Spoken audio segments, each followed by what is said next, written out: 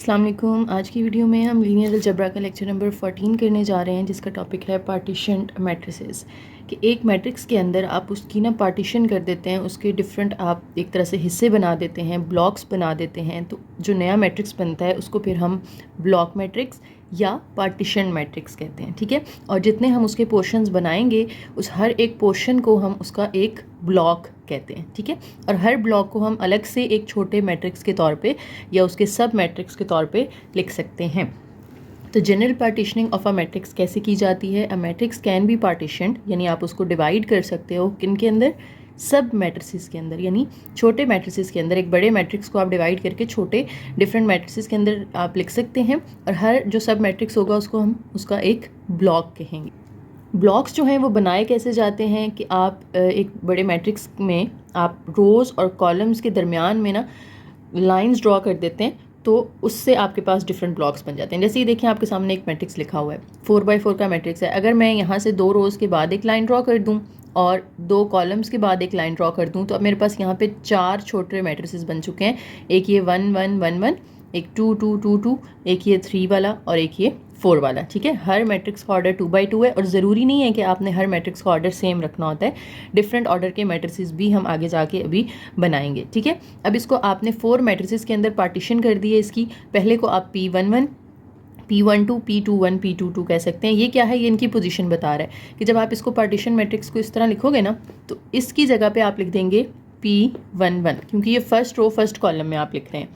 इसका नाम आप P12 रखेंगे, क्योंकि फर्स्ट रो के ही सेकंड कॉलम में आप इसको लिख रहे हो। थर्ड ब्लॉक जो है हमारा, अब वो नीचे है, ठीक है। तो उसको हम सेकंड रो में, यानी ये जो ऊपर वाला है ये पूरी एक रो बना दी आपने, इसको दूसरी रो बना दें। तो अब इसको सेकंड रो फर्स्ट कॉलम में आप लिख रहे हैं, तो इसका नाम 21 होगा। और ये जो है ये आप सेकंड रो सेकंड कॉलम में लिख रहे हैं, तो इसका नाम P22 हो जाएगा, ठीक है। तो इस तरह से आप पार्टीशंस या पोर्शंस बनाते हैं किसी भी मैट्रिक्स की। अब देखिए, नीचे एक और मैट्रिक्स है, उसको उन्होंने किस तरह से डिवाइड किया है। अब यहाँ पे आपको पता चलेगा कि हमेशा सेम ऑर्डर नहीं होता, डिफरेंट भी हो सकता है। जैसे ये आपके पास 1 2 3 4 5 6 कॉलम्स थे और 3 रोज़ थी, तो ये 3/6 का मैट्रिक्स था। आपने 2 रोज़ के बाद लाइन ड्रॉ कर दी है, 3 कॉलम्स के बाद कर दी है, फिर 2 कॉलम्स के बाद कर दी है। अब कितने मैट्रिसेस बन गए हैं यहाँ पे? ये पहला मैट्रिक्स है, इसको मैं नाम दे देती हूँ, क्योंकि ये मैट्रिक्स ए है ना इसका नाम, तो इसके जो सब मैट्रिसेस होंगे उनको भी हम कैपिटल ए के साथ ही रिप्रेजेंट करेंगे। ये ऊपर पी था तो हमने उसको पी से रिप्रेजेंट किया था। पहला जो होगा इसको हम A11 कह देंगे। दूसरा मैट्रिक्स जो होगा इसको हम A12 कह देंगे, और ये जो तीसरा मैट्रिक्स बनेगा इसको हम A13 कह देंगे। अब नीचे वाले मैट्रिसेस आपने सेकंड रो में लिखने हैं, तो उनका नाम फिर आप किस तरह रखेंगे? ये सेकंड रो फर्स्ट कॉलम होगा ना, तो 2 1 सेकंड रो फर्स्ट कॉलम, फिर सेकंड रो सेकंड कॉलम और सेकंड रो थर्ड कॉलम। तो ये 6 मैट्रिसेस में आपने इसको, या 6 ब्लॉक्स के अंदर आपने इसको डिवाइड कर दिया है। नेक्स्ट एक नोट है हमारे पास कि आप जब ब्लॉक्स बना रहे होते हैं या पार्टीशंस बना रहे होते हैं, तो आपके पास बहुत से तरीके होते हैं उसके पार्टीशन बनाने के। ये ज़रूरी नहीं है कि एक मैट्रिक्स को आप एक ही तरीके से ब्लॉक्स के अंदर डिवाइड कर सकते हैं। There are more than one methods, ठीक है। अब ये हम एग्जांपल करेंगे, इसमें हम एक ही मैट्रिक्स को 3 तरीके से पार्टीशंस बनाएंगे उसकी। एक मेरे पास मैट्रिक्स है जिसका ऑर्डर है 5/3। अब अगर मैं 2 रोज़ और फर्स्ट कॉलम के बाद इसमें अगर लाइन लगा दूं, तो मेरे पास कितने मैट्रिसेस बनेंगे? इसके सब मैट्रिसेस जो होंगे वो 1 2 3 4, ठीक है। और ये जो 1 1 1 2 2 1 2 1 है, ये आपको मैं ऑलरेडी बता चुकी हूँ कि ये इसका एड्रेस या उसकी पोजीशन बता रहा है कि first row first column, first row second column में रखा है इसको हमने, इसको सेकंड रो फर्स्ट कॉलम में रखा है, इसको सेकंड रो सेकंड कॉलम में रखा है, ठीक है। अच्छा, अब ये एक तरीका था। इसी तरह इस मैट्रिक्स को अगर मैं डिफरेंट पोजीशंस पे लाइन लगाऊं, जैसे ये देखें, मैंने फर्स्ट कॉलम के बाद लगा दिए, सेकंड कॉलम के बाद और थर्ड कॉलम, तो 3 कॉलम्स की फॉर्म में मेरे पास यहाँ पे 3 सब मैट्रिसेस बनेंगे इसके, ये फर्स्ट सेकंड और थर्ड।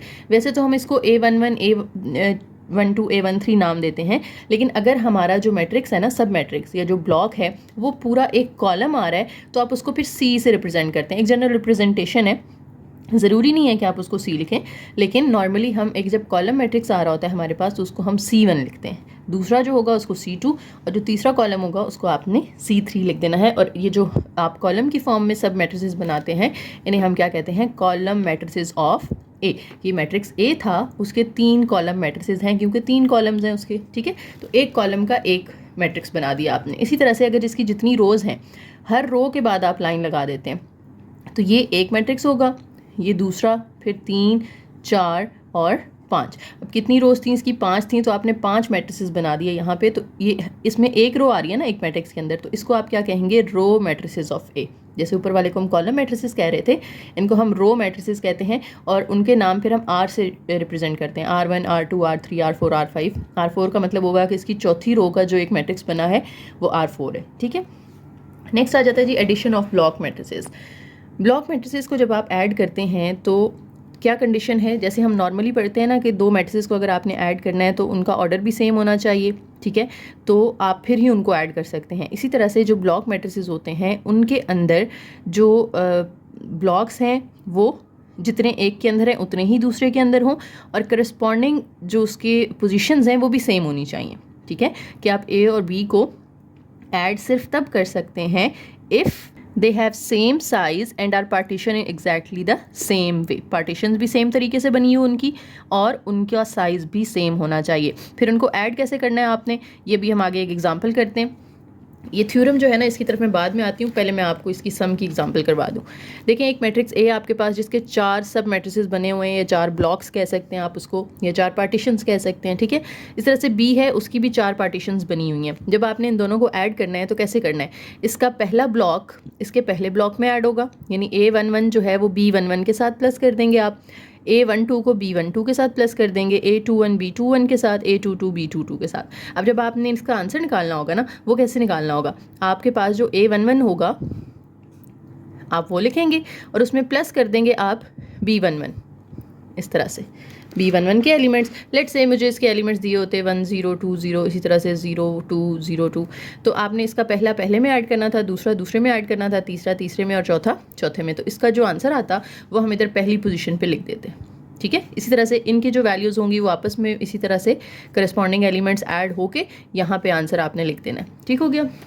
अब थ्योरम की तरफ वापस आते हैं। हमारा थ्योरम है यहाँ पे, if A is m cross n and b is n cross p, यानी अगर आपके पास दो मैट्रिसेस हैं और उनका ऑर्डर इस तरह से है कि पहले के जितने कॉलम हैं उतनी ही दूसरे की रोज़ हैं, यानी ये दरमियान वाली चीज़ सेम आ रही है, it means they can be multiplied ना। तो जब आप इनको मल्टीप्लाई करते हैं तो यहाँ पे ब्लॉक्स को मल्टीप्लाई करने का भी सेम तरीका है जैसे हम नॉर्मल मैट्रिसेस के अंदर करते हैं, कि आपने फर्स्ट पहले इसकी रोज़ को इसके सारे कॉलम्स के साथ मल्टीप्लाई कर लेना है, तो आपके पास प्रोडक्ट आ जाती है, ठीक है। ये आप अब इसको पढ़ लीजिएगा, थोड़ा सा प्रूफ है। यही बात है इसके अंदर कि पहले फर्स्ट रो को फर्स्ट कॉलम से करेंगे, फर्स्ट रो को सेकंड कॉलम से, फर्स्ट रो को थर्ड कॉलम से, इसी तरह से फिर सेकंड रो की बारी आ जाती है, और फिर जितनी रोज़ होंगी उतनी आपने इधर कर लेनी होती हैं। नेक्स्ट एग्जाम्पल्स आ जाएंगी अब हमारे पास यहाँ पे कुछ, जिसमें हम मल्टीप्लिकेशन करेंगे मैट्रिसेस की। तो मल्टीप्लिकेशन अगर पार्टीशन मैट्रिसेस की करनी है तो हमें पहले उसका इसी तरह से ऑर्डर देखना पड़ेगा। जैसे इसका ऑर्डर क्या है, 3 रोज़ हैं और 2 कॉलम्स हैं, तो इसका ऑर्डर हम लिखेंगे 3/2, इसका ऑर्डर है 2/2। देखें ये चीज़ सेम आ रही है ना, it means they can be multiplied, और जो इनका रिजल्ट होगा उसका ऑर्डर क्या होगा, 3/2 होगा। देखें ए बी निकालने के लिए देखें मैंने ए लिखा है, बी लिखा है, ये इनके ब्लॉक्स हैं अंदर, ठीक है। अब फर्स्ट रो को आपने फर्स्ट कॉलम से मल्टीप्लाई करना है, A11 को B11 से, प्लस लगा के A12 को B21 से, ये लिख लिया आपने। फिर फर्स्ट रो को आपने सेकेंड कॉलम से करना है, तो A11 B12 ये हुआ मल्टीप्लाई, प्लस का साइन लगा के A12 को B22 से मल्टीप्लाई कर देना है, ठीक है। फिर सेकंड रो को इसी तरह से बारी बारी दोनों कॉलम्स के साथ, फिर थर्ड रो को इसी तरह से। तो ये तो एक जनरल सी बात थी। अब हम एग्जांपल करते हैं जिसके अंदर हमें ए की वैल्यूज़ दी हुई हैं, उसके ब्लॉक्स बना दिए हैं, बी के भी ब्लॉक्स बना दिए हैं, इनका हमें प्रोडक्ट फाइंड करना है। तो कैसे करेंगे, देखें अब ये ब्लॉक्स उन्होंने खुद से हमें बना के दिए हुए हैं कि ये पहला ब्लॉक है ए का, ये दूसरा, ये तीसरा और ये चौथा। तो पहले को हम A11 कह देते हैं, इसको A12, ये 2-1 और ये 2-2, और बी के दो हैं सिर्फ, ये 1-1 और 2-1, क्योंकि ये फर्स्ट रो बनेगी, ये सेकेंड रो बनेगी, तो रो में हम यहाँ पे 2 कर देंगे और कॉलम दोनों का पहला है। जब आपने इनको मल्टीप्लाई करना है, अब कैसे मल्टीप्लाई करना है, देखिए एक जनरल हमारे पास जो चीज़ होती है उसमें लिख लेते हैं पहले इसको हम। ए बी अगर आपने फाइंड करना है तो A11 A12 A21 A22, इसके साथ बी वाला मल्टीप्लाई हो जाएगा ना, ऐसे। जब आप इनको मल्टीप्लाई करोगे तो फर्स्ट रो को फर्स्ट कॉलम से, यानी A11 को B11 से करेंगे हम, दरमियान में प्लस लगाएंगे, A12 को B21 से, ये पहला कॉलम पहली रो आ जाएगी। फिर सेकंड रो को आपने इस कॉलम से करना है, A21 को B11 से, प्लस A22 को B21 से, A22 को B21 से। तो अब ये चीज़ आ गई आपके पास इन दोनों को मल्टीप्लाई करके। अब मैंने इनकी अलग अलग वैल्यूज़ निकालनी है, ऊपर वाले की अलग से, नीचे वाले की अलग से, और फिर इसमें पुट कर देनी है। ठीक है, तो मुझे A11 B11 दोनों को मल्टीप्लाई करना है। कैसे मल्टीप्लाई करना है? मेरे पास A11 कौन सा है? ये वाला A11 है ना।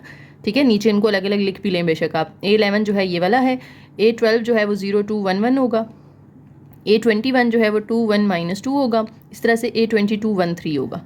ठीक है, फिर B11 की वैल्यू भी लिख लें और B21 की वैल्यू भी लिख लें। अब आपने पहले ये चीज़ निकालनी है A11 B11। तो A11 की वैल्यू मेरे पास क्या है? 1 2 1 -1 -2 3। फिर B11 की वैल्यू क्या है? B11 ये है मेरे पास 2 1 3 0 -5 1। इन दोनों को आपस में मल्टीप्लाई कर लेना है। कैसे मल्टीप्लाई होंगे? फर्स्ट रो फर्स्ट कॉलम से 2 1 2 + 3 2 6 -5। तो 2 + 6 8 -5 करेंगे, यहाँ पे आ जाएगा 3। ठीक है, फिर फर्स्ट रो को सेकंड कॉलम से 1 1 1 2 0 0 1 1 1, तीनों को ऐड कर देंगे तो यहाँ पे मेरे पास आ जाएगा जनाब 2। ठीक है, इसी तरह से आप सेकंड रो को फर्स्ट कॉलम से, सेकंड रो को सेकंड कॉलम से करके यहाँ पे लिख लेंगे। तो ये मेरे पास A11 B11 आ गया। इसी तरह अब मैंने A12 और B21 निकालना है। तो A12 निकालने के लिए मुझे A12 यहाँ से लेना है 0 2 1 1 0 2 1 1, और उसके साथ B21 है 0 8 0 2। इन दोनों को भी मल्टीप्लाई करके इस तरह हम आंसर निकाल लेंगे अपना। तो ये मैं आप लिख लेती हूँ आंसर, ये इनका प्रोडक्ट आ गया। ठीक है, अब फर्स्ट रो में यहाँ से इजीली निकाल सकती हूँ। मेरे पास इसकी भी वैल्यू आ चुकी है, इसकी भी वैल्यू आ चुकी है। दोनों की वैल्यूज़ को क्या कर देना है? मैंने इधर पुट करके ऐड कर देना है। तो फर्स्ट रो में A11 B11 का आंसर जो आया था वो ये था और ये था। अब इन दोनों को प्लस करना है हमने, क्योंकि ये दोनों ऐड हो रहे हैं ना। तो पहला एलिमेंट पहले में प्लस हो जाएगा, 3 + 0 3 आ जाएगा। 2 + 4 करेंगे तो ये 6 आ जाएगा। इसी तरह से -23 + 0 करेंगे तो ये -23 होगा, और 2 + 10 करेंगे तो यहाँ पे 12 आ जाएगा। से या मल्टीप्लिकेशन में या वैल्यूज़ में शायद कोई मिस्टेक हो गई है, तो ये देख लीजिएगा, करेक्शन कर लीजिएगा। यहाँ 4 और यहाँ 14 आएगा। ठीक है, ये फर्स्ट रो का आंसर आ गया। इसी तरह से सेकंड रो का अब आपने फाइंड करना है A21 और B11। ये A21 हमारे पास ये है, ठीक है, और B11 ये है। दोनों को मल्टीप्लाई कर लेना है आपने। इसी तरह से A22 और B21 को मल्टीप्लाई कर लेना है। ये A22 है 1 3 और B21 ये है। इन दोनों को भी मल्टीप्लाई करके जो आंसर्स आएंगे उनको आपस में आपने प्लस करके इसके नीचे दूसरी रो में इस तरह नीचे लिख देना है। ठीक है, अब हमारा जो फाइनल आंसर होगा वो कैसे होगा? देखें, आपने जो फर्स्ट वाला है, फर्स्ट रो, उसका आंसर जो निकाला वो ये आया, और जो सेकंड रो थी उसका आंसर हमारे पास आया 17 14। जब आपने इसको ऐड करके आंसर देना है अपना A + B इक्वल होगा, फर्स्ट रो में हमारा ये पहला वाला आंसर आ जाएगा 3 4 -23 14, और नीचे सेकंड रो में दूसरा आंसर आ जाएगा जो कि 17 और 14 आया। ठीक है, तो ये हमारा पार्टीशंस को मल्टीप्लाई करके आंसर आया। अगर आप वैसे भी A और B को मल्टीप्लाई करते, ये A है और ये B है, अगर आप ये लाइंस हटा दें, फर्स्ट इस पूरी रो को आप इस पूरे कॉलम से मल्टीप्लाई करें, फिर इस फर्स्ट पूरी रो को सेकंड कॉलम से मल्टीप्लाई करें, एंड सो ऑन, तो आपके पास सेम ही आंसर आता है।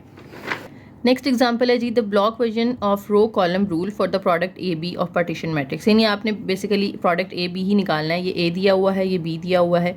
आपने उसी तरीके से जैसे हमने पिछली एग्जाम्पल में किया है, सेम वही मेथड फॉलो करना है। पहले A और B की जो जनरल फॉर्म्स है ना ब्लॉक्स वाली, ये मल्टीप्लाई कर लेनी है, तो आपके पास ये चीज़ आएगी सेम जैसे पिछले एग्जाम्पल में आई थी। अब दोनों रोज़ की अलग अलग वैल्यूज़ निकाल लेनी है। पहले A11 B11 को मल्टीप्लाई कर लें, A12 और B22 को मल्टीप्लाई कर लें, 21 को सॉरी। जो आंसर्स आएंगे दोनों प्लस करके आपने इस तरह से ऊपर लिख देना है। ठीक है, फिर सेकंड में A21 B11 को मल्टीप्लाई करें, A22 B21 को मल्टीप्लाई करें। जो इनके आंसर्स आएंगे उनको आपस में प्लस करके आपने इस तरह नीचे लिख देना है, तो आपके पास AB का प्रोडक्ट आ जाएगा। सेम वही फॉर्मेट है जो हमने पिछली एग्जाम्पल में किया है, एग्जाम्पल नंबर 5 में। तो ये 6 आपने खुद अटैम्प्ट करनी है। नेक्स्ट एग्जाम्पल नंबर 7 है हमारे पास। कहते हैं making block up of matrix A evaluate A²। आपने A² फाइंड करना है, लेकिन ब्लॉक्स खुद ही बनाने हैं आपने इसके। ठीक है, अब ब्लॉक्स बनाने के लिए आप देखें 2 0 0 0 2 0 0 0 2 ये आइडेंटिटी मैट्रिक्स से मिलता जुलता है, तो मैं इसको अलग मैट्रिक्स बना लेती हूँ। ठीक है, तो इधर मुझे नीचे एक लाइन लगानी पड़ेगी, तो एंड तक लेकर जाएंगे ना इसको। ये एक पूरी लाइन लगी, और इसको अलग करने के लिए इनके बाद भी लाइन लगानी पड़ेगी इस तरह से। ठीक है, तो मैंने एक को बस माइंड में रखते हुए पार्टीशन की है, तो बाकी अब यहाँ पे जो पार्टीशंस हो गई हैं वो मेरे पास 4 मैट्रिक्स बन गए हैं। तो पहले को हम नाम दे देते हैं, अच्छा ये आइडेंटिटी मैट्रिक्स है, लेकिन अगर मैं इसमें से 2 कॉमन ले लूँ तब ये आइडेंटिटी बनेगा ना। यहाँ 2 2 2 है, अगर मैं यहाँ से 2 कॉमन ले लूँ तो अंदर क्या रह जाएगा 1 0 0 0 1 0 0 0 1। तो यानी ये जो पहला ब्लॉक है इसका मैं नाम रख सकती हूँ 2i3, क्योंकि ये 3/3 का आइडेंटिटी मैट्रिक्स है जिसको 2 से मल्टीप्लाई किया हुआ है उन्होंने, ठीक है। तो अब यहाँ पे ए बी वगैरह नाम नहीं रख रहे हैं, हम इसको प्रॉपर जो आइडेंटिटी मैट्रिक्स है उसको आई का नाम देंगे, जो नल मैट्रिक्स होगा उसको हम 0 का नाम देंगे। जैसे ये देखिए नीचे वाला जो है ये नल मैट्रिक्स है कि इसमें जितनी एंट्रीज हैं सबकी सब 0 हैं, तो ये इसका नाम हम रखेंगे O। और इसमें कितनी रोज़ कितने कॉलम है, 2 रोज़ हैं और 3 कॉलम्स हैं, तो इसका नाम होगा O23, ठीक है। तो O23 की वैल्यू हमारे पास आ गई ये, और 2i3 आ गई। अब ये वाला जो मैट्रिक्स है इसको हम क्या नाम देंगे, ये कोई आइडेंटिटी या नल या कोई फॉर्मेट नहीं बन रहा हमारे पास, एक जनरल मैट्रिक्स है, तो इसको हम ए ही नाम दे देते हैं, ठीक है। और इसका ऑर्डर क्या है, 1 2 3 रोज़ हैं 2 कॉलम्स हैं, तो इसका नाम A32 हो जाएगा। और जो लास्ट वाला है ये भी आइडेंटिटी मैट्रिक्स बन सकता है, अगर यहाँ से मैं 2 कॉमन ले लूँ, 2 कॉमन लें तो अंदर रह जाएगा 1 0 0 1, तो इसका नाम हम रखेंगे 2i2, बाहर 2 और इसकी जगह i लिख दें, क्योंकि ये 2/2 का है तो i2 इसका नाम रखते हैं। तो अब जो पार्टीशंस मेरे पास बनी हैं वो किस तरह की बनी है, देखें a जो है वो मेरा इक्वल आ गया, इस फर्स्ट का नाम हमने क्या रखा है 2i3, तो इसकी जगह आप 2i3 पुट कर दें। इसका नाम हमने रखा है A32, वो यहाँ लिख दें आप। नीचे वाले का हमने नाम रखा है O23 और लास्ट वाले का हमने रखा है 2i2। तो ये मैंने a के ब्लॉक्स बना लिए। अब हमें फाइंड तो a स्क्वायर करना है ना, तो a को a से ही मल्टीप्लाई करना पड़ेगा ताकि हम a स्क्वायर की वैल्यू निकाल लें। तो देखें a square is equal to a और मल्टीप्लाई बाय अगेन a, तो यही a की वैल्यू आपने 2 दफ़ा मल्टीप्लाई कर दी है। अब मल्टीप्लाई कैसे होगा, फर्स्ट रो को फर्स्ट कॉलम से 2i3 से जब मल्टीप्लाई होगा तो ये 4 बनेगा, और i से मल्टीप्लाई होकर वो तो आई रहता है ना, जैसे 1 1 से मल्टीप्लाई होकर 1 ही रहता है। तो आइडेंटिटी मैट्रिक्स आइडेंटिटी से मल्टीप्लाई होगा तो वो आइडेंटिटी ही आ जाता है। फिर इसके साथ प्लस करना है आपने A32 को O से, O क्या है यहाँ पे नल मैट्रिक्स है, यानी ये 0 का काम कर रहा है, तो 0 जिस भी मैट्रिक्स से मल्टीप्लाई होता है वो 0 ही बन जाता है, O ही बन जाता है, तो उसको फिर यहाँ पे लिखने की ज़रूरत नहीं है, क्योंकि जब आइडेंटिटी किसी में ऐड होता है, आप 0 को किसी भी नंबर में ऐड करो तो वो सेम नंबर आ जाता है ना। तो 4i3 में जब वो नल मैट्रिक्स ऐड होगा तो 4i3 ही आ जाएगा। तो ये फर्स्ट रो को फर्स्ट कॉलम से हमने कर लिया। अब फर्स्ट रो को आपने सेकेंड कॉलम से करना है, 2i3 को मल्टीप्लाई करना है किसके साथ आपने, इसको यहाँ रफ में कर लेते हैं ऊपर हम, पहले फाइनल आंसर बस हम यहाँ पे लिख लेंगे। 2i3 को मल्टीप्लाई करना है A32 से, प्लस A32 को 2i2 से, A32 को 2i2 से। अब देखें आइडेंटिटी मैट्रिक्स किसी भी मैट्रिक्स से मल्टीप्लाई होता है तो सेम चीज़ ही आ जाती है ना, यानी 1 को किसी मैट्रिक्स से मल्टीप्लाई करें आप किसी नंबर से, 1 को 3 से, तो 3 ही आपके पास आ जाता है। तो i किसी मैट्रिक्स से मल्टीप्लाई होगा तो वो a वापस आ जाएगा, तो ये 2 एज इट इज़, i को इससे मल्टीप्लाई किया तो A32 वापस आ जाएगा। अगेन इस i2 को इससे मल्टीप्लाई करोगे फिर A32 आ जाएगा, और इसके साथ जो 2 है वो भी एज इट इज़, दोनों को ऐड करेंगे तो ये कितना हो जाएगा 4 आ जाएगा। तो ये बनेगा जी 4A32, ठीक है। अब सेकेंड रो की बारी है। सेकेंड रो में O23 को 2i3 से मल्टीप्लाई करना है आपने, O23 को 2i3 से मल्टीप्लाई करना है, प्लस 2i2 को O23 से, 2i2 को O23 से। अब देखें अगेन 0 वाला मैट्रिक्स जो है यानी नल मैट्रिक्स, वो किसी से भी मल्टीप्लाई होगा तो उसको नल बना देगा। यहाँ भी नल मैट्रिक्स है, वो किसी से भी मल्टीप्लाई होगा तो उसको नल बना देगा, और दोनों नल मैट्रिक्स जब आपस में ऐड होंगे तो भी वो नल ही रहेगा। तो इसकी जगह पे O23 आ जाएगा नीचे, ठीक है। उसके बाद लास्ट हमारे पास सेकंड रो को हमने सेकंड कॉलम से मल्टीप्लाई करना है, O23 को A32 से, O23 को A32 से, प्लस 2i2 को 2i2 से, 2i2 से। नल मैट्रिक्स किसी से मल्टीप्लाई होगा वो तो नल हो जाएगा, 2 2 जार यहाँ पे 4, i से मल्टीप्लाई होगा तो i रहेगा। अब इसको नल मैट्रिक्स को किसी में भी ऐड करो तो वो सेम चीज़ आ जाती है ना, तो ये 4i2 ही वापस आ जाएगा। तो फोर्थ हमारे पास एंट्री हो गई 4i2। ये हमने क्या किया है, a का स्क्वायर ले लिया है, ठीक है। अब इसके अकॉर्डिंग मैंने अपना आंसर देना है। देखें इधर ही लिख लेते हैं हम इसके आंसर्स। 4i3, यानी I3 जो आइडेंटिटी मैट्रिक्स होता है ना 1 0 0 0 1 0 0 0 1, इसको किससे मल्टीप्लाई करना है 4 से, और हमारा पहला ब्लॉक आ जाएगा। तो 4 से जब ये मल्टीप्लाई होगा तो 4 0 0 4 0 0 0 4 0 आ जाएगा और 0 0 4 आ जाएगा। ठीक हो गया। उसके बाद यहाँ 4 A32 की वैल्यू क्या थी हमारे पास, A32 हमारे पास ये था ना 0 0 0 2 2 2, इसको 4 से मल्टीप्लाई कर देना है। तो ये तो सारे ज़ीरो रहेंगे, तो यहाँ 4 2 ज़ार 8 8 8 आ जाएगा। 0 0 0 8 8 8, ठीक हो गया। उसके बाद O23 यानी नल मैट्रिक्स था हमारा 2/3 ऑर्डर का, वो लिख देंगे हम। और लास्ट 4I2 यानी आइडेंटिटी मैट्रिक्स को 4 से मल्टीप्लाई कर देना है, लेकिन आइडेंटिटी मैट्रिक्स 2/2 का होगा 1 0 0 1। तो 4 से जब मल्टीप्लाई करेंगे तो यहाँ 4 आ जाएगा, ये 0 रहेगा, 4 0 0 4। ये हमारे पास आ गया जी A का स्क्वायर। ठीक है, तो हमने क्या किया, इस एग्जाम्पल में ब्लॉक्स बनाए खुद से हमने, उन ब्लॉक्स को नाम दिए, नाम देने के बाद हमने A का स्क्वायर लिया, यानी जो ब्लॉक्स वाला एलिमेंट था उसको ब्लॉक्स वाले सेम एलिमेंट के साथ मल्टीप्लाई किया, मैट्रिक्स के साथ सॉरी।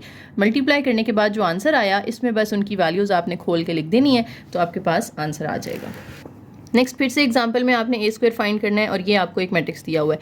इसमें भी अगर आप गौर करें 1 0 0 0 1 0 0 0 1, तो ये आइडेंटिटी मैट्रिक्स बन रहा है। तो मैं एक लाइन यहाँ लगा लेती हूँ, एक लाइन यहाँ, ताकि ये आइडेंटिटी मैट्रिक्स बन जाए।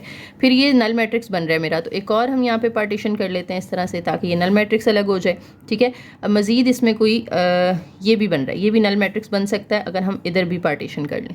ठीक है, तो हमारे पास 1 2 3 4 5 6 7 8 9 मैट्रिसेस यहाँ पे या 9 ब्लॉक्स आप कह लें बन गए हैं, और उनको नाम देना है। अब हमने देखें, ये तो आइडेंटिटी मैट्रिक्स है ना 3/3 का, उसको हम I3 कह देंगे। ये नल मैट्रिक्स है और इसका ऑर्डर क्या है, 3 रोज 2 कॉलम्स, 32 लिख दें इसके साथ। ये जो है ये सारा ये एक ही कॉलम मैट्रिक्स है, तो हम उसको सिर्फ A का नाम दे देते हैं और उसको A1 कह दें। ठीक है, यहाँ पे याद रहे हम एड्रेस नहीं लिख रहे, उनकी पोजीशन नहीं लिख रहे, बल्कि उनको प्रॉपर नाम दे रहे हैं उनके ऑर्डर के साथ। ठीक है, आप इसको 1/3 यानी 3/1 है, तो इसको आप 31 भी लिख सकते हो। अगर सिर्फ उन्होंने 1 लिख दिया यहाँ पे, तो हम 1 ले लेते हैं, क्योंकि और कोई A यहाँ पे नहीं बनेगा। ठीक है, अब ये जो है ये फिर नल मैट्रिक्स है O, और इसका ऑर्डर है 2/3। ये आइडेंटिटी मैट्रिक्स है, इसका ऑर्डर 2/2 है। ये फिर नल मैट्रिक्स है और इसका ऑर्डर क्या है, 2 रोज 1 कॉलम, 2/1। फिर यहाँ पे देखें तो ये फिर 1 1 1 आ रहा है, इधर भी 1 1 1 था, ये भी 1 1 1 है। ये कॉलम था और ये रो है, यानी अगर आप इसको A1 कह रहे हो तो आप इसको कह सकते हैं कि ये A1 का ट्रांसपोज है, यानी वही मैट्रिक्स का ट्रांसपोज इधर आ रहा है, कोई नया मैट्रिक्स नहीं आ रहा, तो A1 का यहाँ पे ट्रांसपोज आ जाएगा। ये फिर नल मैट्रिक्स है O, और इसका ऑर्डर क्या है, 1 रो 2 कॉलम्स। ठीक है, हालांकि इसको हम O1 का, या जैसे इसको A1 का नाम दिया, इसको O1 का नाम दे देते, लेकिन ऐसा नहीं किया हमने। क्यों नहीं किया, क्योंकि O और भी यहाँ पर हैं जिनके डिफरेंट ऑर्डर्स हैं, लेकिन A सिर्फ एक ही था, इसलिए हमने उसके साथ जो है वो कॉलम्स लिखना ज़रूरी नहीं समझा, सिर्फ रो से भी काम चल जाएगा। और ये लास्ट वाला सिर्फ 1 है, तो इसको आप सिर्फ 1 ही रहने दें, क्योंकि मैट्रिक्स तो बन नहीं रहा यहाँ पे। ठीक है, तो ये आपके पास इसके ब्लॉक्स वाला मैट्रिक्स आ गया है, जिसको हम पार्टीशन मैट्रिक्स कहते हैं। अब इस पार्टीशन मैट्रिक्स को आपने इसी के साथ दोबारा मल्टीप्लाई करना है, तो क्या आ जाएगा आपके पास, A स्क्वायर आ जाएगा। देखें, हमने A वाला मैट्रिक्स लिखा, फिर से A वाला मैट्रिक्स लिखा, दोनों को मल्टीप्लाई कर देना है। अब मल्टीप्लाई कैसे करेंगे ये गौर से देखना है आपने। फर्स्ट रो को हम पहले फर्स्ट कॉलम से मल्टीप्लाई कर रहे हैं, I को I से, ये ऊपर रफ में लिखते जाते हैं, I3 को I3 से मल्टीप्लाई करेंगे, प्लस O32 को O23 से, O32 को O23 से, A1 को A1 ट्रांसपोज से। अब देखें I से मल्टीप्लाई होके तो I आ जाएगा, प्लस नल मैट्रिक्स नल से मल्टीप्लाई होगा, वो नल रहेगा, और किसी में उसको ऐड करेंगे तो वो ख़त्म हो जाएगा ना, नल मैट्रिक्स को I में ऐड करें तो वो I ही आ जाता है। साथ में जो A1 ट्रांसपोज से मल्टीप्लाई हो रहा है, ये हम ऐसे ही लिख लेते हैं। तो ये हमारे पास फर्स्ट इसकी एंट्री आ गई। अभी हमने फर्स्ट रो को फर्स्ट कॉलम से किया है, अब हम फर्स्ट रो को सेकंड कॉलम से जब मल्टीप्लाई करेंगे, I O से मल्टीप्लाई होगा, यानी I3 O32 से मल्टीप्लाई होगा, प्लस O32 I2 से मल्टीप्लाई होगा, प्लस A1 जो है वो O12 के साथ मल्टीप्लाई होगा। तो अब देखें, जब I3 O32 से मल्टीप्लाई होगा तो ये तो नल है, नल इसको भी नल बना देगा, नल किसी से भी मल्टीप्लाई होता है, ये भी नल बन जाएगा, ये भी नल है, जब इससे मल्टीप्लाई होगा तो ये भी नल बन जाएगा, ठीक है। लेकिन अब नल का ऑर्डर क्या होगा हमारा, जो यहाँ पे दूसरी एंट्री हमने लिखनी है उसमें नल मैट्रिक्स का एड्रेस ऑर्डर क्या होना चाहिए। देखो जब आप यहाँ पे i3/3 को मल्टीप्लाई करेंगे 3/2 से, तो ये 3 तो सेम है, तो इसका जो ऑर्डर आएगा वो 3/2 आएगा, ठीक है। फिर ये 2/2 का आइडेंटिटी मैट्रिक्स है, तो दरमियान वाली चीज़ सेम है, जब ये मल्टीप्लाई होंगे तो आंसर साइड वाले आएंगे 3/2। और तीसरा है इसमें इसका ऑर्डर 1/, जो ए था उसका ऑर्डर हमारा है 3/1, तो इधर ये दरमियान वाली एंट्री सेम है 1, तो 3/2 साइड वाले नंबर्स आ जाएंगे, ठीक है। तो O32 O32 O32, और जब ये तीनों ऐड होंगे तो भी O32 ही आएगा, ठीक है। सेकंड एंट्री भी हो गई। अब फर्स्ट रो को आपने थर्ड कॉलम से मल्टीप्लाई करना है, तो जब आप I3 को A1 से मल्टीप्लाई करेंगे प्लस O32 को O21 से मल्टीप्लाई करेंगे प्लस A1 को 1 से मल्टीप्लाई करेंगे, इस तरह। जब आई किसी मैट्रिक्स से मल्टीप्लाई होता है तो सेम मैट्रिक्स आ जाता है, ओ से मल्टीप्लाई होगा तो ओ आ जाएगा, और ओ को किसी ए में ऐड करेंगे तो ए ही वापस आ जाएगा, A1 को ए से मल्टीप्लाई करें तो ये भी A1, जब ये दोनों ऐड होंगे तो ये 2A1 बन जाएगा, ठीक है। इन्होंने बस A1 + A1 लिखे हैं, अगर आप 2A1 लिख लेंगे तो वो भी ठीक है। इसी तरीके से आपने सेकेंड रो को भी बारी बारी तीनों कॉलम्स के साथ मल्टीप्लाई करना है, थर्ड रो को भी बारी बारी तीनों कॉलम्स के साथ, सेम टेक्निक्स जो मैंने आपको फर्स्ट रो के लिए बताई हैं उसी तरीके से आपने सेकेंड और थर्ड भी कर लेनी है। अब ये तो हमारे पास आ गया कि A² इसके इक्वल है। अब बारी बारी मुझे सबकी वैल्यूज़ यहाँ पे पुट करनी है, ठीक है। तो अब इस फर्स्ट एंट्री की वैल्यू निकालने के लिए आपको A1 को A1 ट्रांसपोज से मल्टीप्लाई करना है, जो आंसर आएगा उसको I3 में प्लस कर देना है, ठीक है। तो मल्टीप्लाई कर लेना आपने दोनों को ऐड करके, तो हमारे पास ये आंसर आ जाएगा। फिर O32 तो ऑलरेडी हमारे पास है, इस पे आ जाएँ तो A1 को A1 में प्लस करेंगे तो 2A1 आएगा ना, तो यानी A1 की वैल्यू लिखनी है आपने, उसमें ऐड भी A1 ही कर देना है, तो ये आंसर आ जाएगा। फिर ये इन तीनों की वैल्यूज़ तो डायरेक्ट हम पुट कर देंगे, यहाँ पे A1 के ट्रांसपोज को ऐड करना है आपने A1 के ट्रांसपोज में, तो A1 ट्रांसपोज 2 दफ़ा ऐड होगा तो ये आंसर्स आ जाएंगे। और ये लास्ट एंट्री है जी A1 का ट्रांसपोज इंटू A1 + 1, तो आपने A1 ट्रांसपोज को मल्टीप्लाई कर लेना है A1 के साथ, जो आंसर आएगा उसमें 1 ऐड कर देना है, ठीक है। तो हमारे पास ये आंसर आ जाएगा, ठीक हो गया। अब ये चारों आंसर्स हम निकाल चुके हैं, इनको अब बारी बारी आपने उसके अंदर पुट कर देना है। देखें अब पुट कर लेते हैं हम अपना आंसर। A² = पहले देखें हमारे पास है I3 + A1, इसका आंसर हमारे पास आया है 2 1 1 1 2 1 1 1 2। फिर O32 जो है वो हमारे पास क्या था 0 0 0 0 0 0। फिर लास्ट हमारे पास है A1 + A1, तो A1 + A1 का आंसर हमारे पास आया है 2 2 2, ये आपने लिख लिया ऊपर। अब सेकंड रो में आ जाएं तो O23 लिखना है आपने, O23 यानी 2/3 का नल मैट्रिक्स, I2 यानी 1 0 0 1 आ जाएगा। फिर O21 में हमारे पास आ जाएगा 0 0। फिर लास्ट इन दोनों को ऐड करके जो आया था वो 2 2 2 आया था, 2 2 2। फिर O12 हमारे पास था 0 0, और जो एंड पे है इन दोनों को ऐड करके वो हमारे पास आया है 4, तो ये हमने A² फाइंड कर लिया, ठीक है। नेक्स्ट डेफिनेशन आ जाती है हमारे पास जी, टॉपलेट्स मैट्रिक्स क्या होता है, या इसको हम डायगोनल कांस्टेंट मैट्रिक्स भी कहते हैं। तो ये एक ऐसा मैट्रिक्स है कि जिसमें जो मेन डायगोनल होता है ना हमारा वो सेम होता है, उसको हम कहते हैं कि ये डायगोनल कांस्टेंट मैट्रिक्स है, ठीक है। अभी पीछे हमने एक क्वेश्चन किया था लास्ट एग्जांपल में, ये देखें, उसमें हमारे जो डायगोनल एलिमेंट्स थे वो सारे सेम आ रहे थे, यहाँ पे 4 आ रहे थे, जो मेन डायगोनल था उसमें सबके सब एलिमेंट्स 4 थे, तो इसको हम फिर कहेंगे कि ये जो मैट्रिक्स है हमारा ये डायगोनल कांस्टेंट मैट्रिक्स है, ये टॉपलेट्स मैट्रिक्स है। अब यहाँ पे उन्होंने जो एग्जांपल दिया उसमें भी देखें आप सब सेम आ रहे हैं, ठीक है। तो ये एक छोटा सा कॉन्सेप्ट है जो आपने याद रखना है। नेक्स्ट आ जाता है जी ब्लॉक टॉपलेट्स मैट्रिक्स। ब्लॉक टॉपलेट्स मैट्रिक्स ऐसा मैट्रिक्स होगा कि जिसको आप ब्लॉक्स में लिखें, यानी आपने पार्टीशन मैट्रिक्स बनाया, अब इसमें जो ब्लॉक्स हैं ना दरमियान वाले वो सारे सेम आ रहे हैं, देखेंगे B11 B11 B11 सब में ये सेम ब्लॉक आ रहा है, तो इसको भी हम फिर उसी की एग्जांपल में लेते हैं, ठीक है। नेक्स्ट आ जाता है इन्वर्स ऑफ पार्टीशन मैट्रिक्स, कि आपके पास पार्टीशन मैट्रिक्स तो बन गया, ब्लॉक्स वाला मैट्रिक्स बन गया, आपने उसका इन्वर्स अगर फाइंड करना है तो वो कैसे फाइंड करना है। देखें अगर आपके पास एक पार्टीशन मैट्रिक्स A है तो उसे हम ब्लॉक डायगोनल तब कहते हैं अगर उसका मेन डायगोनल स्क्वायर मैट्रिक्सेस हैं और बाकी सारे जो है ना वो सारे ज़ीरो होने चाहिए। और इन्वर्स फाइंड करना कैसे होता है कि जो डायगोनल एलिमेंट्स हैं उनके इन्वर्स लेने के लिए आपको जो नॉर्मल हमने इन्वर्स के मेथड पीछे सीखे हैं एडजॉइंट ओवर डिटर्मिनेंट वाला, वही सेम फार्मूला यूज़ करना है। ठीक है, एग्जाम्पल है हमारे पास, देखिए एक पार्टीशन मैट्रिक्स ए दिया हुआ है। इसमें अगर आप गौर करें तो जो डायगोनल हमारे पास ब्लॉक्स हैं वो स्क्वायर मैट्रिसेस हैं। ये भी 2x2 है, ये भी 2x2 है और ये 1x1 है। और उसके अलावा जितने हैं साइड्स पे वो सब एंट्री ज़ीरो हैं, यानी सारे नल मैट्रिसेस हैं। तो आप बहुत ईजीली इसको कन्वर्ट कर सकते हो इसके इन्वर्स मैट्रिक्स के अंदर। क्या करना है, आपने तीनों का अलग अलग इन्वर्स निकाल लेना है। 1 2 1 -1 का इन्वर्स निकाल लेते हैं। तो कैसे निकालेंगे हम, इसका एडजॉइंट ओवर इसका डिटर्मिनेंट। एडजॉइंट में क्या करना है, आपने इसका फर्स्ट और लास्ट की पोजीशन चेंज कर देनी है, बाकी दोनों के साइन चेंज कर देना। डिटर्मिनेंट में आप क्या करते हैं, क्रॉस मल्टीप्लाई कर देते हैं। तो ये -1 -2 तो नीचे -3 आ जाएगा। -3 को सबके साथ बारी बारी आप डिवाइड कर दें तो ये हमारे पास पहला जो यहाँ पे ब्लॉक बन रहा था A11 उसका इन्वर्स आ चुका है। इसी तरह से आपने इसका इन्वर्स निकाल लेना है, इसका एडजॉइंट ओवर इसका डिटर्मिनेंट। और 2 का इन्वर्स क्या होगा, क्योंकि ये तो एक सिंगल नंबर है तो इसका इन्वर्स होगा 1/2। मल्टीप्लिकेटिव इन्वर्स बस ले लेना है आपने, जो भी नंबर होता है ना उसका रेसिप्रोकल कर दें तो वो उसका इन्वर्स बन जाता है। तो इसका इन्वर्स 1/2 आ जाएगा। तो हम अब यहाँ पे ए इन्वर्स लिख लेते हैं। ए इन्वर्स हमारे पास आ गया है।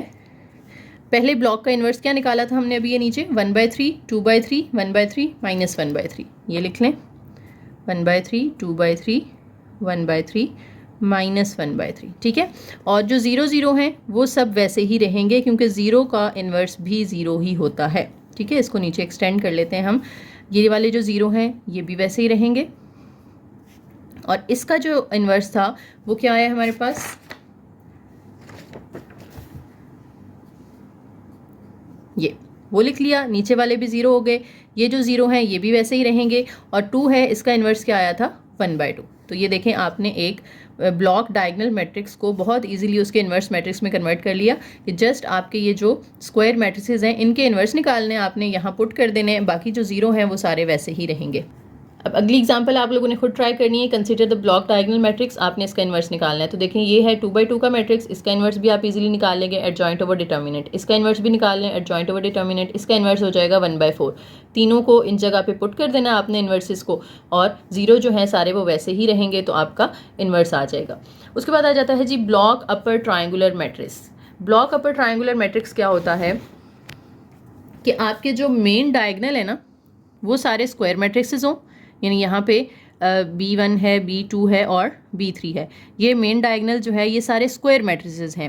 1/1 हो सकता है, 2/2 या 3/3 ऑर्डर हो सकता है। और इनके नीचे वाले सारे नंबर्स 0 हों, यानी इस मेन डायगोनल के नीचे वाले सारे नल मैट्रिसेस हैं।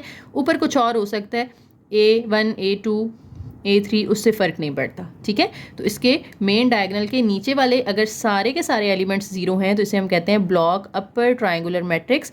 और इसी तरह से ब्लॉक लोअर की डेफिनेशन भी हम इसी तरह से करेंगे कि अगर इस मेन डायगोनल के ऊपर वाले सारे 0 हो जाते हैं और नीचे कोई ना कोई मैट्रिक्स मौजूद है तो उसे हम कहते हैं ब्लॉक लोअर ट्रायंगुलर मैट्रिसेस। के सारे ब्लॉक्स इसमें देखें आप मेन डायगोनल के ऊपर हैं, नीचे कोई भी नहीं है, इसलिए हम इसको अपर ट्रायंगुलर कहते हैं। और जिसमें सारे ब्लॉक्स मेन डायगोनल के नीचे होंगे और ऊपर कोई ब्लॉक नहीं होगा, सब 0 होंगे, तो फिर हम उसको लोअर ट्रायंगुलर मैट्रिक्स कहते हैं। नेक्स्ट एग्जांपल है हमारे पास जी, let A be a block upper triangular matrix. अगर ये अपर ट्रायंगुलर है तो यानी मेन डायगोनल के नीचे 0 होगा। ठीक है, अब ये जो A11 A22 है ये स्क्वायर मैट्रिसेस होंगे ना, क्योंकि अगर ये अपर ट्रायंगुलर है तो इसमें जो मेन डायगोनल के एलिमेंट्स हैं वो स्क्वायर होने चाहिए। लेकिन इसका ऑर्डर वो कह रहे हैं कि P/P कंसिडर कर लें आप, इसका Q/Q कंसिडर कर लें कि जितनी रोज़ हैं उसमें उतने ही कॉलम्स हैं, इसमें भी जितनी रोज़ हैं उतने ही कॉलम्स हैं। और आपने A इन्वर्स फाइंड करना है। अब A इन्वर्स फाइंड करने का तरीका क्या है कि आपने इन स्क्वायर मैट्रिसेस का और जो ऊपर है उसका अलग अलग इन्वर्स निकाल लेना है। अच्छा, अब अगर तो ये ब्लॉक डायगोनल होता कि ऊपर नीचे सारे 0 होते तो हमने जस्ट ये डायगोनल एलिमेंट जो ब्लॉक्स थे उनका इन्वर्स निकालना था तो आंसर आ जाना था। लेकिन इसमें डायगोनल के अलावा जो ऊपर है वो भी एक ब्लॉक है। ठीक है, ऊपर 0 नहीं है, डायगोनल के अलावा भी ब्लॉक्स मौजूद हैं। तो ऐसे में आपने क्या करना है, आपने एक यहाँ पे ना एक छोटा सा प्रूफ समझ लें, जनरल हमारे पास फॉर्म आ जाएगी। ये फॉर्मूला आप याद कर लेंगे तो फिर जैसा भी मैट्रिक्स आएगा आप इजीली उसका इन्वर्स निकाल सकते हैं। ये सारी आगे डेरिवेशन है एक तरह से। ठीक है, आप लेट कर लें कि बी हमारे पास एक मैट्रिक्स है जो कि ए का इन्वर्स है। ठीक है, यानी आप ए का इन्वर्स लें तो वो बी के इक्वल आता है। तो अगर ए का इन्वर्स बी के इक्वल आता है तो दोनों को मल्टीप्लाई करके आई आना चाहिए ना। मैट्रिक्स को, अगर एक मैट्रिक्स को उसके इन्वर्स के साथ मल्टीप्लाई किया जाए तो वो आइडेंटिटी मैट्रिक्स के इक्वल आता है, ठीक है। तो अगर मैं ए मैट्रिक्स को उसके इन्वर्स मैट्रिक्स बी के साथ मल्टीप्लाई करूं तो वो किसके इक्वल आना चाहिए, आइडेंटिटी मैट्रिक्स के, यानी 1 0 0 1। लेकिन क्योंकि हम ब्लॉक्स के साथ डील कर रहे हैं तो 1 की जगह आई आ जाएगा, 0 की जगह ओ, इधर भी 0 की जगह ओ और इधर आई। और जो पहला आइडेंटिटी मैट्रिक्स है उसका ऑर्डर पी रखा है, दूसरे का क्यू रखा है, ठीक है। अब इनको मल्टीप्लाई करना है। फर्स्ट रो को फर्स्ट कॉलम से मल्टीप्लाई किया, ये चीज़ आ गई। फर्स्ट को सेकंड से किया तो ये चीज़ आ गई। सेकंड रो को फर्स्ट कॉलम से और सेकंड रो को सेकंड कॉलम से, सामने वाली चीज़ एज इट इज़ है। अब क्योंकि ये दोनों इक्वल हैं तो पहला इधर से एलिमेंट पहले के इक्वल रख लें, यानी A11 B11 A12 B21, इसको इक्वल रख लें इधर से पहले एलिमेंट के IP के इक्वल। जो इसका दूसरा एलिमेंट है वो O के इक्वल आ जाएगा, तीसरा जो है वो इधर से O के इक्वल आ जाएगा और चौथा इधर से IQ के इक्वल आ जाएगा, ठीक हो गया। अब आपने ना हर B की वैल्यू निकालनी है, B11 B12 B21 B22 की वैल्यूज़ आपने निकालनी है। ये दो इक्वेशंस भी हम आगे दोनों के साथ लिख लेते हैं, चारों सामने होंगी तो फिर इजीली हम वैल्यूज़ फाइंड कर लेंगे। ये देखिए जी, equation 1, equation 2 and equation 3 and 4, ये चारों हमने सामने लिख ली हैं। अब हमने इधर से ना हर B की वैल्यू निकालनी है, यानी B11 की, B12 की, B21 की और B22 की। सबसे पहले देखें तो हम यहाँ से B22 की वैल्यू इजीली निकाल सकते हैं कि जब A22 उधर जाएगा तो वो उधर जाके इन्वर्स हो जाएगा और साथ I है। तो I जब किसी भी मैट्रिक्स के साथ मल्टीप्लाई होता है तो वो मैट्रिक्स एज इट इज़ आ जाता है, यानी B22 की वैल्यू हमने निकाल ली, ठीक है। मैट्रिक्स हम लिख लेते हैं। B यहाँ पे B हमारे पास था B11 B12 B21 B22। इसमें मुझे अब सब B की ना वैल्यूज़ पुट करनी है, तो मुझे B22 की वैल्यू मिल गई है, वो मैं यहाँ लिख लेती हूँ A22 का इन्वर्स, ठीक हो गया। अब उसके बाद हमें अगर इसमें देखें तो यहाँ पे अगर मुझे B21 की वैल्यू निकालनी है तो A22 उधर जाके इन्वर्स होगा तो B21 इक्वल आ जाएगा A22 का इन्वर्स और साथ में इसके O मल्टीप्लाई हो रहा है। अब O किसी के साथ भी मल्टीप्लाई होगा तो आंसर O ही आएगा ना, क्योंकि इसमें सारे एलिमेंट 0 होते हैं। तो 0 जब इससे मल्टीप्लाई होंगे तो वो नल मैट्रिक्स ही आ जाएगा। तो B21 किसके इक्वल आ गया, नल मैट्रिक्स के। तो B21 की जगह हम लिख देते हैं नल मैट्रिक्स। इन दोनों की वैल्यूज़ आ गई हैं। अब इस तरह इन दोनों की फाइंड करनी है आपने। B11 कैसे निकलेगा, अब इसको में आपने फर्स्ट और सेकेंड जो है वो इक्वेशंस यूज़ करनी है। फर्स्ट इक्वेशन में अगर आप देखें तो A12 B21 और मुझे B21 की वैल्यू मिल गई है ना। B21 किसके इक्वल है, नल मैट्रिक्स के। तो मैं अगर इसकी जगह नल मैट्रिक्स पुट कर दूं, नल मैट्रिक्स जब इससे मल्टीप्लाई होगा तो ये पूरा ही 0 हो जाएगा। जब ये पूरा नल हो जाएगा तो A11 B11 किसके इक्वल आ जाएगा, IP के इक्वल आ जाएगा। अब मुझे B11 की वैल्यू निकालनी है तो A11 उधर जाके इन्वर्स हो जाएगा और I के साथ मल्टीप्लाई होगा। I के साथ जब ये मल्टीप्लाई होगा तो A एज इट इज़ रहेगा, A11 का इन्वर्स। तो B11 की वैल्यू भी हमें मिल गई, A11 का इन्वर्स। इसी तरह से B12 की वैल्यू निकालनी है। अब B12 की वैल्यू हम निकालेंगे सेकेंड इक्वेशन से। यहाँ B22 की वैल्यू पुट करें, आपके पास B22 की क्या वैल्यू है, A22 का इन्वर्स। तो A11 B12 प्लस A12 और B22 की जो वैल्यू हमने निकाली हुई है वो हम यहाँ पुट कर देते हैं। अब ये यहाँ प्लस हो रहा है तो उधर जाके 0 के साथ माइनस हो जाएगा। तो A11 B12 is equal to minus A12 A22 का इन्वर्स। अब मुझे निकालना है आंसर B12 का, तो A11 को भी उधर लेके जाना पड़ेगा। A11 जब उधर जाएगा तो A11 का इन्वर्स हो जाएगा, साथ में ये जो A12 और A22 का इन्वर्स है ये एज इट इज़, और जो माइनस है वो भी एज इट इज़। तो B12 की वैल्यू भी हमें मिल गई minus A11 inverse A12 and A22 का इन्वर्स, ठीक है। तो ये मेरे पास B मैट्रिक्स आ चुका है। तो अब कोई भी मुझे अगर अपर ट्रायंगुलर मैट्रिक्स दिया जाएगा जिसका मुझे इन्वर्स फाइंड करना है तो मैं ये फॉर्मूला यूज़ करते हुए उसका इन्वर्स फाइंड करूँगी, ठीक है। अब आगे एग्जाम्पल में हम इसको यूज़ करते हैं। देखें, A इन्वर्स फाइंड करना है और अगर आप गौर करें तो ये अपर ट्रायंगुलर है, क्योंकि अगर ये एक ब्लॉक बना लें हम, ये दूसरा ब्लॉक बन जाएगा, ये तीसरा ब्लॉक बन जाएगा। अब ये दो ब्लॉक्स जो हैं इनके नीचे वाला जो है वो नल मैट्रिक्स है, तो ये अपर ट्रायंगुलर बन रहा है ना। आप इसको नाम दे दें, लेट्स से मैं इसको A11 कह दूं, A12 ये 0 है और A22। तो इस टाइप का कोई भी मैट्रिक्स आ जाए कि जिसमें मेन डायगोनल के नीचे 0 है तो आपने उसका इन्वर्स इसी तरीके से इस फॉर्मूला के अकॉर्डिंग निकालना है, ठीक है। अब इसका इन्वर्स मुझे पता है कि B है और B किसके इक्वल है। अब इसमें मुझे क्या क्या चीज़ चाहिए हम नोट कर लेते हैं। पहले मुझे चाहिए A11 का इन्वर्स, दूसरी चीज़ चाहिए A11 का इन्वर्स जो हम यहाँ निकाल चुके होंगे, A12 हमारे पास पहले से मौजूद है, और A22 का इन्वर्स चाहिए। और यहाँ O तो हमें पता है O ही होता है, A22 का इन्वर्स चाहिए जो हम ऑलरेडी निकाल चुके होंगे। तो बस मुझे ये दो चीज़ें कैलकुलेट करनी है, A11 का इन्वर्स, A22 का इन्वर्स, और बाकी उसमें पहले से हमारे पास हैं।